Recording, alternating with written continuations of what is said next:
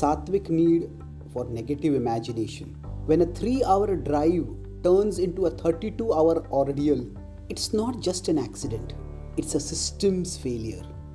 A failure of imagination, a failure of preparation. The Mumbai-Pune Expressway is one of India's most traveled roads. A symbol of modern infrastructure, speed, efficiency, progress. And yet, one overturned gas tanker was enough to bring everything to a halt. People were not just delayed, they were trapped.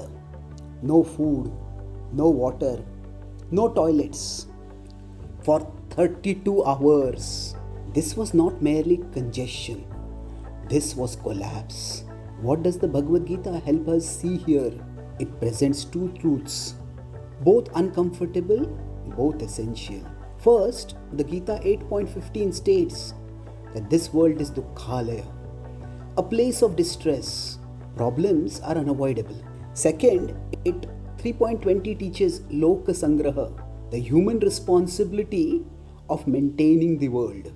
We are meant to ensure that unavoidable problems don't become unnecessarily compounded, and how our action or inaction can increase suffering is understood through the three gunas, the modes of nature.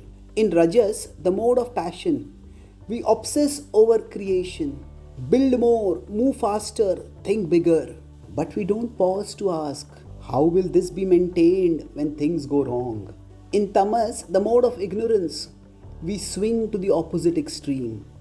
We complain, we blame, we break without fixing anything or even learning anything.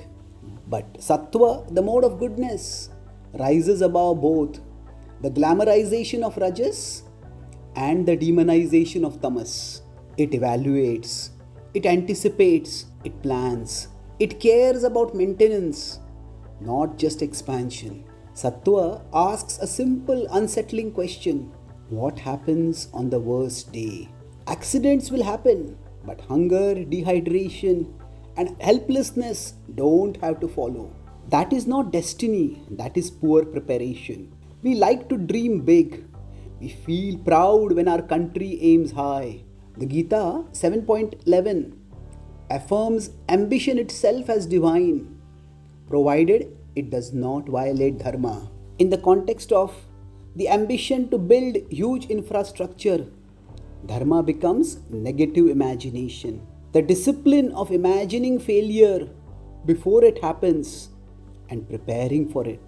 Optimism is good, but attempting a massive leap without preparing for a possible fall is not naivety, not even negligence.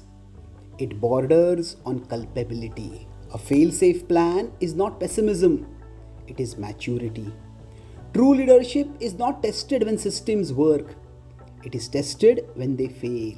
The Gita 18.43 states that leaders are meant to be resourceful, able to anticipate worst-case scenarios, not just celebrate best-case outcomes. Let us seek sustainable progress, not merely shiny achievements that gratify the ego, but structural resilience that protects people in real situations, on real roads, on real days of failure.